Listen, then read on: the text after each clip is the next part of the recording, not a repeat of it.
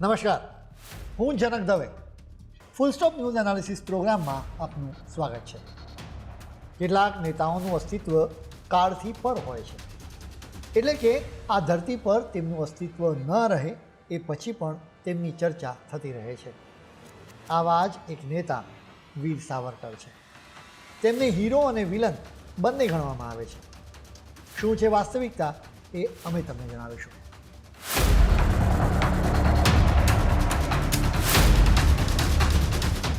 વીર સાવરકર ભારતના રાજકારણમાં છેલ્લા કેટલાક વર્ષોથી સૌથી ચર્ચાસ્પદ ચરિત્ર છે.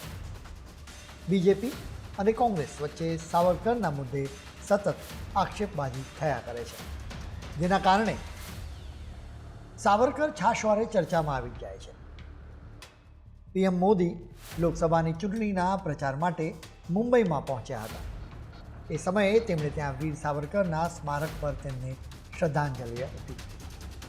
બીજેપી અને હિન્દુત્વવાદી સંગઠનો સાવરકરને વીર સાવરકર તરીકે સંબોધીને મહાન ક્રાંતિકારી માને છે.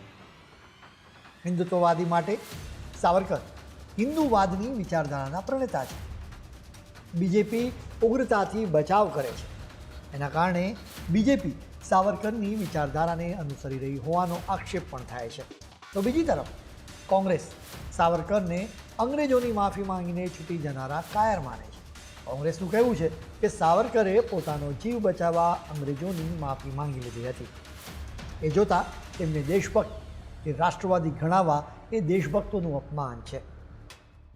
સાવરકર પોતાને વીર સાવરકર ગણાવતા, તેને પણ કોંગ્રેસ હાસ્યાસ્પદ ગણાવતી.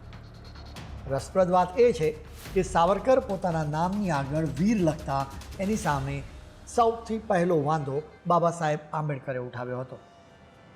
બાબા સાહેબ આંબેડકર 1956માં સામૂહિક રીતે બૌદ્ધ ધર્મ અપનાવ્યો હતો, જેની સાવરકરે ટીકા કરી હતી.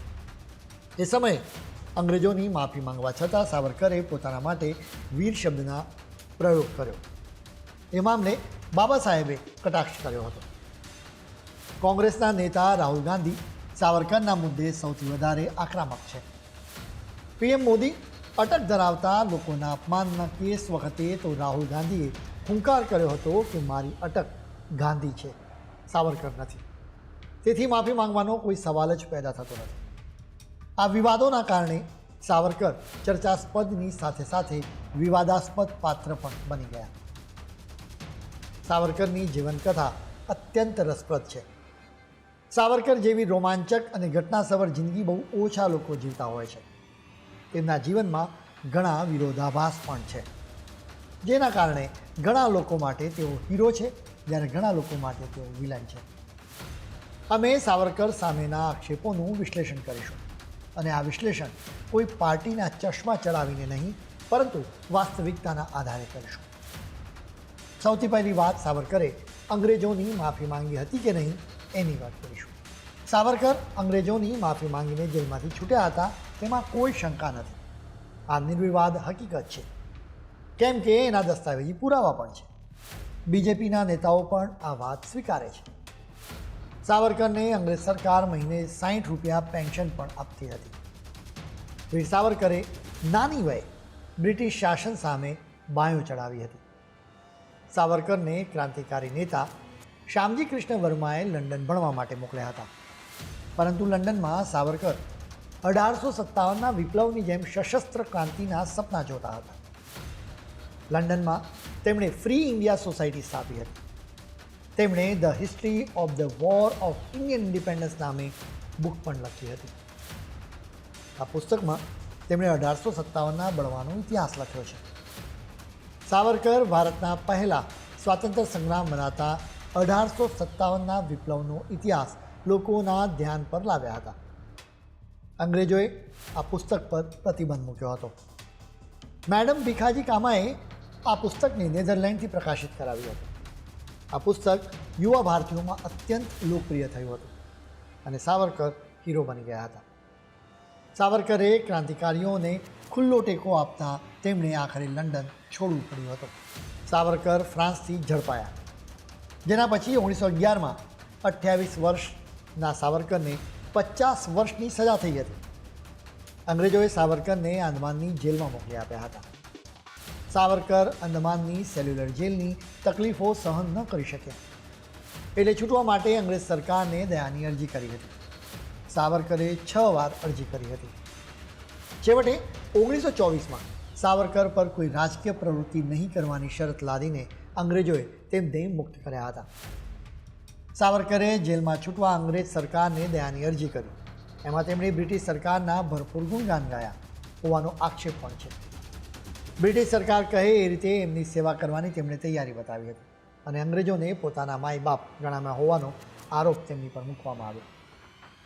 સાવરકરે જેલમાં બહાર આવવા માટે અંગ્રેજોના પગ પકડી લીધા હોવાનું પણ કહેવામાં આવી રહ્યું છે. સાવરકરે પછી આખી જિંદગી અંગ્રેજો સામે કોઈ પણ પ્રવૃત્તિ કરવાથી દૂર રહ્યા હતા. તેઓ ગાંધીજી અને કોંગ્રેસની વિરુદ્ધ લખતા રહ્યા. અંગ્રેજી શાસન વિરોધી રાજનીતિ નહીં કરે એવો વાયદો કરતું માફીનામું આપવાના કારણે 1924માં સાવરકર જેલમાંથી છૂટ્યા હતા. તેઓ 1937 સુધી મહારાષ્ટ્રમાં રત્નાગીરી ખાતે રહ્યા, કે જ્યાં રહીને લખતા રહ્યા અને પછી હિન્દુ મહાસભા સાથે જોડાયા. સાવરકરે અંગ્રેજોની માફી માંગી હતી. એ વાત કેન્દ્રીય સંરક્ષણ મંત્રી રાજનાથસિંહે પણ સ્વીકારી હતી. સાવરકર વિશેના એક પુસ્તકના વિમોચનમાં રાષ્ટ્રીય સ્વયંસેવક સંઘના વડા મોહન ભાગવત અને કેન્દ્રીય સંરક્ષણ મંત્રી રાજનાથસિંહ મુખ્ય મહેમાન હતા. આ કાર્યક્રમમાં ભાગવતે દાવો કર્યો હતો કે સાવરકર વિશે હાલના ભારતમાં જાણકારીનો અભાવ છે. મોહન ભાગવતે એમ પણ કહ્યું કે સાવરકરને બદનામ કરવાની ઝુંબેશ સતત ચાલી રહી છે. આખી ઘટના શું છે જેના વિશે અમે તમને વધુ જાણકારી આપીશું, પરંતુ અત્યારે સમય છે એક બ્રેક પર.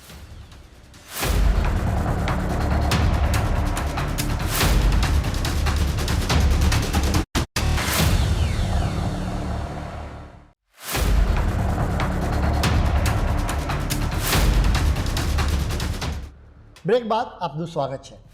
રાજનાથસિંહે પણ કહ્યું હતું કે સાવરકર મહાન સ્વાતંત્ર્ય સેનાની હતા. તેમાં બેમત નથી. કોઈ વિચારધારાના ચશ્મા ચડાવીને રાષ્ટ્ર નિર્માણમાં તેમણે આપેલા યોગદાનને ધ્યાનમાં ન લેવું અને સાવરકરને અપમાનિત કરવા એ એક એવું કામ છે જેને કદી માફ ન કરી શકાય. કેટલાક નેતાઓએ મોટો દાવો પણ કર્યો છે કે સાવરકરે રાષ્ટ્રપિતા મહાત્મા ગાંધીના કહેવાથી અંગ્રેજોને દયાની અરજી કરી હતી. હકીકતમાં સાવરકરે અંગ્રેજ સરકાર સામે પહેલી દયાની અરજી 1911માં કરી, ત્યારે ગાંધીજી ચિત્રમાં જ નહોતા. સાવરકર ઝડપાયા એ પહેલાં ગાંધીજી લંડનના ઇન્ડિયા હાઉસમાં તેમને મળ્યા હતા, જો કે એ પછી કોઈ સંપર્ક નહોતો. 1911માં સાવરકરની પહેલી દયાની અરજી વખતે ગાંધીજી દક્ષિણ આફ્રિકામાં હતા. ગાંધીજી ગોરાઓની રંગભેદની નીતિ સામે લડતા હતા. સાવરકરે બીજી અરજી 1913માં કરી હતી. એમાં પહેલી અરજીનો ઉલ્લેખ પણ હતો. ગાંધીજી એ વખતે પણ દક્ષિણ આફ્રિકામાં ગોરાઓની રંગભેદની નીતિ સામે જ લડતા હતા. એ સમયે ગાંધીજી અને અંદમાનની જેલમાં બંધ સાવરકર વચ્ચે દયાની અરજી મુદ્દે કોઈ પત્ર વ્યવહાર થયા હોવાના પુરાવા ઉપલબ્ધ નથી. ગાંધીજી 1915માં ભારત આવ્યા. ત્યાં સુધીમાં તો સાવરકર 2 વાર અંગ્રેજો સામે દયાની અરજી કરી ચૂક્યા હતા. ગાંધીજીએ સાવરકરને છોડાવવા 1920માં અપીલ કરી હતી. ત્યાં સુધીમાં સાવરકર 4 વાર છૂટવા માટે દયાની અરજીઓ કરી ચૂક્યા હતા. સાવરકરની વિનંતી પછી ગાંધીજીએ અંગ્રેજોને અપીલ કરી હતી. 1920માં કોંગ્રેસે સાવરકરને બિનશરતી છોડી દેવાની અપીલ કરતો ઠરાવ કર્યો હતો. આ ઠરાવ અંગ્રેજોને મોકલાયો હતો. મહાત્મા ગાંધી, બાલ ગંગાધરરાવ તિલક, વિઠ્ઠલભાઈ પટેલ વગેરે કોંગ્રેસી નેતાઓએ સાવરકરને છોડી દેવાની તરફેણમાં હતા. અંગ્રેજોએ તેમની વાત ન માની અને સાવરકરને જેલમાં ગોંધી રાખ્યા. એટલે સાવરકરે પાછી દયાની અરજીઓ કરી હતી. આ અરજીઓમાં તેમણે અંગ્રેજોની શરણાગતિ સ્વીકારી હતી, તેથી તેમને છોડી મૂકવામાં આવ્યા. કેટલાક નેતાઓએ સાવરકરની અરજી માટે ગાંધીજીને જવાબદાર ગણાવી દીધા. એ રીતે સાવરકરના બીજા સમર્થકો તેમને વ્યૂહાત્મક ચાલ ગણાવે છે. પણ જેલમાંથી છૂટ્યા પછી સાવરકર આઝાદીની લડાઈમાંથી હટી ગયા હતા. એ જોતાં વ્યૂહાત્મક ચાલ કઈ રીતે ગણવી એ પણ એક મોટો સવાલ છે. આ કારણે સાવરકર જીવા ત્યાં સુધી અંગ્રેજોની માફી માંગીને છૂટી જનારા વ્યક્તિ તરીકેની કાળી ટીવી સાથે જ તેઓ જીવ્યા. સાવરકરની માફી સામે લોકો શહીદ ભગતસિંહ અને સુભાષચંદ્ર બોઝ જેવા મહાન લોકોના ઉદાહરણ પણ આપે છે. સાવરકરની જેમ ભગતસિંહ, સુખદેવ અને રાજગુરુએ પણ અંગ્રેજોની માફી માંગી લીધી હોત તો તેમના પણ જીવ બચી ગયા હોત. આ નરબંકાઓ વતી બીજાઓએ દયાની અરજીઓ કરી હતી. પણ તેમણે પોતે દયાની અરજી નહોતી કરી. એના બદલે હસતા મોઢે ફાંસી પર ચડી જવાનું પસંદ કર્યું હતું. સુભાષચંદ્ર બોઝે પણ ધાર્યું હોત તો અંગ્રેજોના પગ પકડીને છૂટી શક્યા હોત અને ભારતમાં આવીને રહી શક્યા હોત, પણ તેમણે જીવને વહાલો નહોતો ગણ્યો. સાવરકર એમ ન કરી શક્યા. એના કારણે સતત ટીકાનું પાત્ર પણ તેઓ બન્યા. સાવરકરના નામે બીજો મોટો વિવાદ રાષ્ટ્રપિતા મહાત્મા ગાંધીની હત્યામાં સંડોવણીનો છે. આ કેસમાં સાવરકરની ધરપકડ થઈ હતી, પરંતુ પછી તેઓ નિર્દોષ છૂટ્યા હતા. સાવરકર સામે ગાંધીજીની હત્યાનું કાવતરું ઘડવાનો આરોપ પણ મુકાયો હતો. 30મી જાન્યુઆરી 1948ના દિવસે સાંજે 5 વાગે રાષ્ટ્રપિતા મહાત્મા ગાંધી દિલ્હીના બિરલા મંદિરમાં પ્રાર્થના કરવા માટે જતા હતા. સરદાર પટેલ સાથેની લાંબી બેઠકના કારણે પ્રાર્થના સભામાં રોજ કરતાં 10 મિનિટ મોડું થઈ ગયું હતું. મનુબેન અને આભાબેનની સાથે બાપુ ઝડપભેર મંદિર તરફ આગળ વધતા હતા ત્યારે નથુરામ ગોડસેએ તેમની હત્યા કરી હતી. ગોડસેએ પોઈન્ટ બ્લેન્ક રેન્જથી પોતાની પિસ્તોલમાંથી 3 ગોળીઓ ગાંધીજીના શરીરમાં ધરવી દીધી હતી. ગાંધીજીના મોઢામાંથી હે રામ એટલા શબ્દો નીકળ્યા અને બીજી વાર હે રામ બોલે પહેલાં જ તેઓ ઢળી પડ્યા. લોકોએ ગોડસેને ઝડપીને પોલીસના હવાલે કરી દીધો હતો. ગાંધીજીની હત્યાનું કાવતરું ઘડનારા નારાયણ આપ્ટેને 15મી નવેમ્બર 1949ના રોજ ફાંસી અપાઈ હતી. આ કેસમાં સાવરકર સામે આંગળી ચીંધાઈ હતી, કેમ કે ગોડસે હિન્દુ મહાસભાનો સભ્ય હતો. ગોડસે રાષ્ટ્રીય સ્વયંસેવક સંઘનો સભ્ય હતો એવો આક્ષેપ કરીને સંઘ પર પ્રતિબંધ પણ મુકાયો હતો. ગોડસે હિન્દુ મહાસભાનો સભ્ય હતો એ શંકાથી પર હતો. સાવરકર હિન્દુ મહાસભાના પ્રમુખ હતા. ગોડસે સાથે સાવરકરના આર્થિક હિતો પણ જોડાયેલા હતા. તેથી ગોડસેના કારણે સાવરકર પર તવાઈ આવી. ગોડસે પુણેથી મરાઠી દૈનિક અખબાર અગ્રણી હિન્દુ રાષ્ટ્ર પ્રકાશિત કરતો હતો. ધ હિન્દુ રાષ્ટ્ર પ્રકાશન લિમિટેડ નામની કંપની આ અખબારનું પ્રકાશન કરતી હતી. ફિલ્મ સર્જક ભાલજી પેંઢારકર અને જુગલ કિશોર બિરલા સહિતના ઘણા દિગ્ગજોનું આ કંપનીમાં રોકાણ હતું. સાવરકરે પણ તેમાં 15,000 રૂપિયાનું રોકાણ કર્યું હતું. એ જમાનામાં આ રકમ બહુ મોટી હતી. સાવરકરની ગાંધીજીના વિરોધી તરીકેની છાપ હતી. ગોડસે સાથે તેમનો ગાઢ સંબંધો હતા. તેથી શિવાજી પાર્કમાં આવેલા નિવાસસ્થાનેથી ગાંધીજીની હત્યાના અઠવાડિયા પછી એટલે કે 5મી ફેબ્રુઆરી 1948ના રોજ સાવરકરની ધરપકડ કરાઈ. ભડકેલા લોકોએ સાવરકરના ઘર પર જોરદાર પથ્થરમારો કર્યો હતો. સાવરકરને આર્થર રોડ જેલમાં મોકલીને તેમની સામે હત્યાનું કાવતરું અને હત્યામાં મદદના આરોપો મુકાયા હતા. સાવરકરના ઘરે તથા બીજા ઠેકાણે દરોડા પાડવામાં આવ્યા, પણ ગાંધીજીની હત્યામાં તેમની સંડોવણી થાય એવું કશું ન મળ્યું. નક્કર પુરાવાના અભાવે સરકાર સાવરકરને જેલમાં રાખી શકે તેમ નહોતી. તેથી પ્રિવેન્શન ડિટેક્શન એક્ટ હેઠળ જેલમાં રખાયા. ગાંધીજીની હત્યાની સંપૂર્ણ જવાબદારી ગોડસેએ સ્વીકારી હતી. ગાંધીજીની હત્યાના કાવતરામાં સામેલ દિગંબર બાળગે સાક્ષી બની ગયો હતો. બાળગેએ કાવતરાની વિગતો આપતા જુબાની આપી હતી કે નથુરામ ગોડસે ગાંધીજીની હત્યા માટે મુંબઈથી નીકળ્યો એ પહેલાં વીર સાવરકરને મળવા ગયો હતો. સાવરકર અને ગોડસે 17 જાન્યુઆરી 1948ના રોજ મળ્યા હતા. બાળગે તથા કાવતરામાં સામેલ ચોથો આરોપી શંકર બહાર બેઠા હતા, જ્યારે ગોડસે તથા નારાયણ આપ્ટે સાવરકરને મળવા અંદર ગયા હતા. ગોડસે અને આપ્ટે બહાર આવ્યા પછી ગોડસે કહેલું કે સાવરકરે તેમને આશીર્વાદ આપતા કહ્યું હતું, યશસ્વી હોનિયા એટલે કે વિજય ભવ. બાળગેની જુબાની પ્રમાણે આપ્ટે કહ્યું હતું કે ગાંધીજીની જીવનરેખા પૂરી થઈ ગઈ છે અને આ કાર્ય સફળતાપૂર્વક પૂરું થશે એમાં શંકા નથી. કોર્ટે આ જુબાનીને માન્ય નહોતી રાખી, કેમ કે બાળગીના નિવેદન સિવાય તેની વાતને સાચી ઠેરવે તેનો કોઈ પુરાવો નહોતો મળ્યો. ગોડસે કે આપ્ટેની જુબાનીમાં ક્યાંય સાવરકરનું નામ નહોતું આવ્યું. સાવરકરે કાવતરામાં ભાગ લીધો હોય કે તેમને ગાંધીજીની હત્યાના કાવતરાની ખબર હોય તેવું કશું હાથ નહોતું લાગ્યું. આ કારણે કોર્ટે સાવરકરને નિર્દોષ છોડી મૂક્યા હતા. જોકે સાવરકર એ પછી 1964માં પાછા ગાંધીજીની હત્યાની સંડોવણીના વિવાદમાં ફસાયા હતા, જેના વિશે અમે તમને વધુ જાણકારી આપીશું, પરંતુ અત્યારે સમય છે વધુ એક બ્રેકનો.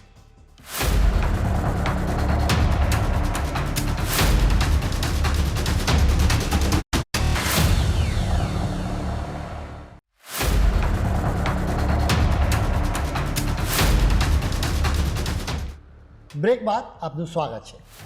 અમે ગાંધીજીની હત્યામાં સાવરકરની કથિત ભૂમિકાની વાત કરી રહ્યા છીએ. ગાંધીજીની હત્યાના કેસમાં સજા ભોગવ્યા પછી 1964માં નથુરામ ગોડસેનો ભાઈ ગોપાલ, વિષ્ણુ કરકરે અને મદનલાલ પાહવા બહાર આવ્યા. તેમના સન્માન માટે પુણેમાં કાર્યક્રમ યોજાયો હતો. આ કાર્યક્રમમાં બાળ ગંગાધર રાવ ટિળકના પૌત્ર ડૉક્ટર જીવી કેતકરે ગાંધીજીની હત્યાનું કાવતરું કઈ રીતે ઘડાયું એની સંપૂર્ણ વિગતો આપી હતી. તેમણે દાવો કર્યો હતો કે પોતાને 6 મહિના પહેલાં કાવતરાની ખબર હતી. આ કબૂલાતના પગલે કેતકરની બાદમાં ધરપકડ થઈ.